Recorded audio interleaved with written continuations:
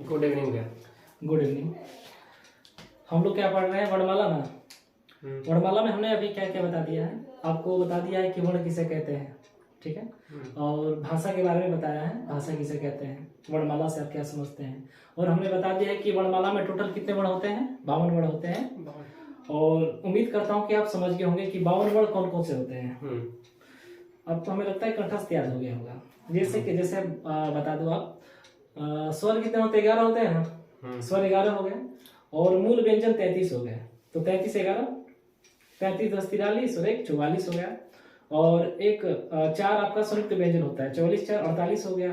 और एक क्या होता है, अनुस्वार और एक विसर्ग, 48 2 50 और 2 होते हैं उत्क्षिप्त व्यंजन, ड्रा, ठीक है। 52 हो गए ना टोटल। उम्मीद करता हूँ कि आप समझ गए होंगे। तो अब हम पढ़ेंगे वर्णभेद। देखिए वर्णभेद क्या होता है।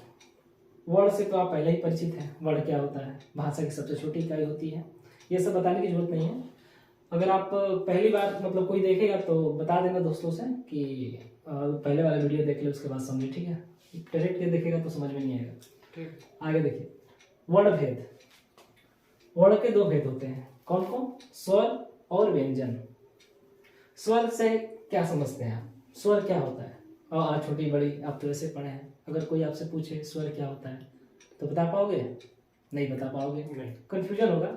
देखो, ऐसे वर्ण जो स्वतंत्र रूप से उच्चारित होते हैं, समझ में आ रहा है कहने का तात्पर्य क्या है। ऐसे वर्ण जो स्वतंत्र रूप से उच्चारित होते हैं, कहने का मतलब किसी अन्य वर्ण की सहायता नहीं लेनी पड़ती है। जैसे मैं अ बोलूं तो इसके साथ कोई अन्य वर्ण नहीं आ रहा है। जैसे मैं कोई व्यंजन बोलूं, क बोलूं तो क के साथ अ आ जा रहा है ना, स्वर। यानी हम व्यंजन का जब भी उच्चारण करते हैं ना तो स्वर क्या करता है, स्वर ऑटोमेटिक आ जाता है उसमें। तो कह सकते हैं व्यंजन का डेफिनेशन क्या हो जाएगा कि ऐसे वर्ण जिनका उच्चारण करने के लिए हमें स्वर की सहायता लेनी पड़ती है, लेकिन स्वर में ऐसा कुछ है नहीं। स्वर स्वतंत्र रूप से उच्चारित होते हैं, इसे किसी अन्य वर्ण की सहायता नहीं लेनी पड़ती है, ठीक है। स्वर में मैंने लिख दिया है, और छोटी बड़ी छोटा बड़ा, ठीक है। टोटल 11 होते हैं, ठीक है। अंग और अ को हम अयोगवा कहते हैं, इसलिए इसको हमने इसमें नहीं रखा है। अब देखिए स्वरों का वर्गीकरण।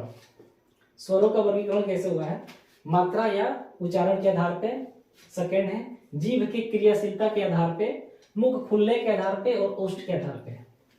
हमें लगता है कि थोड़ा सा कंफ्यूजन होता होगा कि ये सब क्या लिखे हैं भैया, लेकिन ये सारा आपका डाउट क्लियर हो जाएगा, ठीक है। आप पहली बार वर्णमाला पढ़े थे तो डाउट था ना, लेकिन अब क्लियर हो गया ना। ऐसा नहीं कि अरे क्या पढ़ा रहे थे। देखो कोई भी चीज हम स्टार्टिंग में देखते हैं ना तो थोड़ी सी समस्या उत्पन्न होती है, जैसे लगता है कि मतलब समझ में नहीं आएगा, तो घबराना नहीं है। टीचर इसीलिए होता है कि आपको वो क्या कर दे, डाउट क्लियर कर दे। तो आप धैर्य बना के पढ़िए, सारे चीज समझ में आ जाएंगे आपको, ठीक है। पहले आप इसको लिख लीजिए, जितना मैं लिखा हूँ ना उसको लिख लीजिए। मैं थोड़ा साइड हो जा रहा हूँ।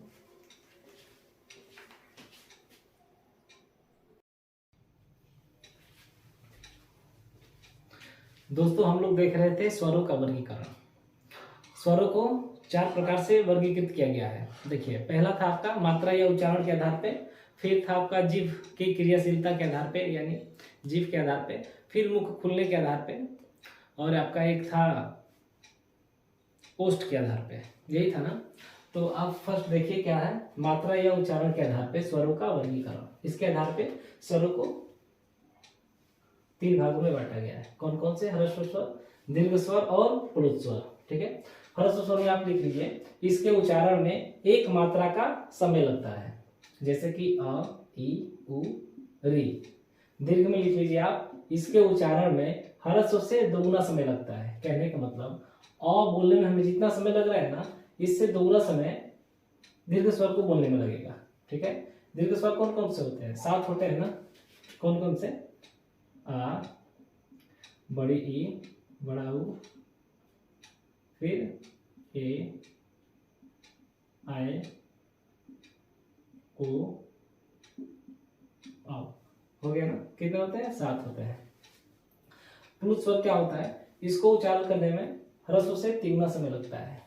इसका प्रयोग हम लोग पुकारने या चिल्लाने में करते हैं। जैसे कि हमें बोलना हो राधा, देखिए ये प्लुत का क्या है, सिंबल है, ठीक है, प्लुत स्वर का। ऐसे में लगा के प्लुत स्वर बना सकते हैं।